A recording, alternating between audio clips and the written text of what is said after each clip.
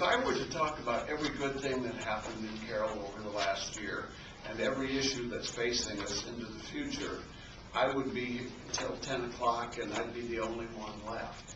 But I have tried to skim it down, so if you find something that you think I missed, tell me about it.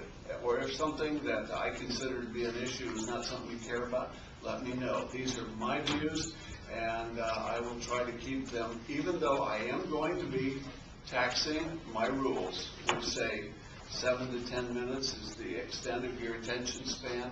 I'm going to push you a little bit beyond that, so maybe we're going into uncharted territory, and we'll see what we can accomplish here. The national economic recession reached us big time in 2009, and in one way or another touched everyone in Carroll. Despite these problems, my review of last year features some very positive achievements, along with a few unfortunate losses. After this review, I will present my thoughts as to what it will take to keep Carroll moving forward and through the 21st century. My first item is clearly, I think, the long-term biggie for the last year, and that's Western Iowa Networks and the fact that they secured financing for a fiber optic overbuild of Carroll to provide state-of-the-art internet, telephone, and television services. The first phase of the installation process was finished in 2009. This project, when completed, will put Carroll among a handful of cities with this technology and will enhance the ability of everyone to fully utilize the power of the internet, as well as give us one more tool when recruiting new businesses. The Depot Business Center added 2 new tenants, with the Apothecary and the Pizza Ranch joining rental in the former Walmart building.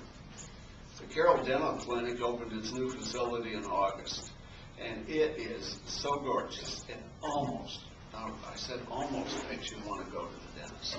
It is that neat.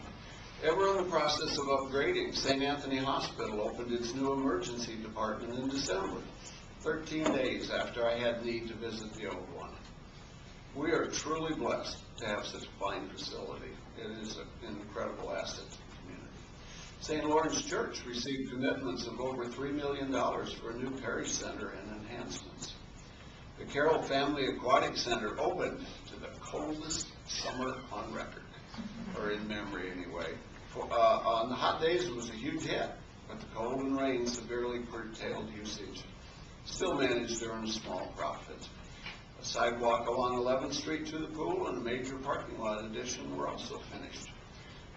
John and Rose Guinan opened the Santa Maria Winery in the former Whitrock Motors building. It is an incredible renovation that also preserves the exterior of an historic building. The Days Inn Motel opened its doors on Highway 30 West. The additional rooms will allow Carroll to compete for larger events when it comes to business meetings and the like. The Church of Jesus Christ of Latter-day Saints and the Central Christian Church each moved into new buildings during the year. During the year, we did lose Pack and Save and Sitel, but New Hope Village bought the Pack and Save building for its retail operations, and the Telemarket or MarketLink opened in the Sitel building. La Hacienda, which has 2 restaurants in Des Moines, opened in the Bistro building. The City Building Department issued over $11 million in building permits. Now that is way down from the $23 million last year, but still pretty impressive when you consider the recession that we are in. Other city achievements included a major renovation of the Carroll Airport Terminal and a new salt storage building. A new larger parks maintenance building was also completed by year's end. New high-efficiency lights were installed at the rec center, the library, and the council chambers. And the rec center replaced lockers in the women's and the girls' shower rooms, in addition to having new HVAC controls installed. Well, number 17, I wish Bob Ike were here so I could talk about that. Our most productive well was brought online to alleviate some of our concerns about adequate water supplies.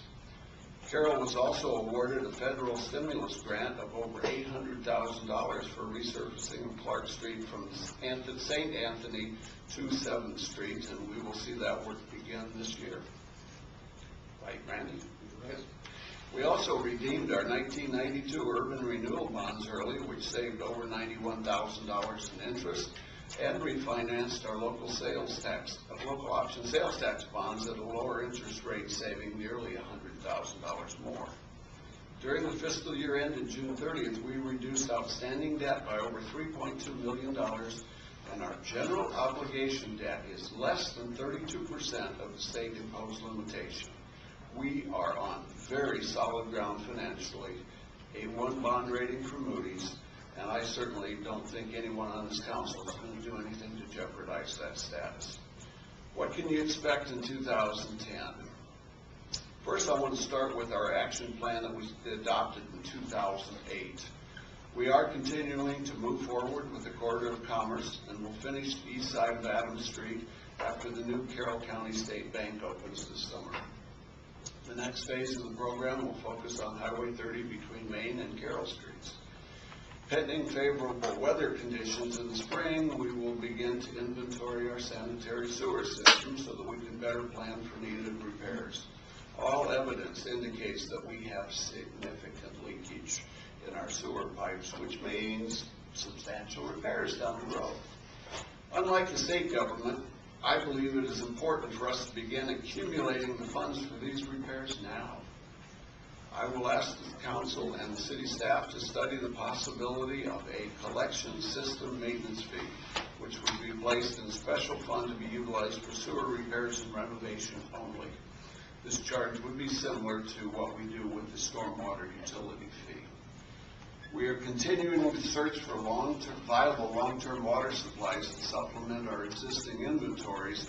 There have been some promising developments in the area, but further exploration is needed and will proceed throughout the year. We have added a couple new emergency warning devices to our system, and will continue replacing the older sirens as funds permit. But an exciting new program, Code Red, is now available in Carroll County that will notify you by phone in the event of emergencies. I know you're not going to sign up, Phil, so that's okay. Our plans to install traffic signals at Griffith Road and Highway 30 are progressing nicely. We have been awarded both state and federal grants for the project, which will significantly reduce our costs, and the construction should begin next year. Our 2009 action plan includes a new library, 6 tennis court complex, which will replace 5 aged courts, improvements to the rec center, including the theater, and a new building at our cemetery for the sexton. All of these items are still in the planning stages and will progress over time subject to available funding. Since the library project has stirred considerable interest within the community, I believe it is important for everyone to be on the same page. Number one, the City Council has approved the Library Site Selection Committee's recommendation of the former Hyder Manufacturing Building for the library.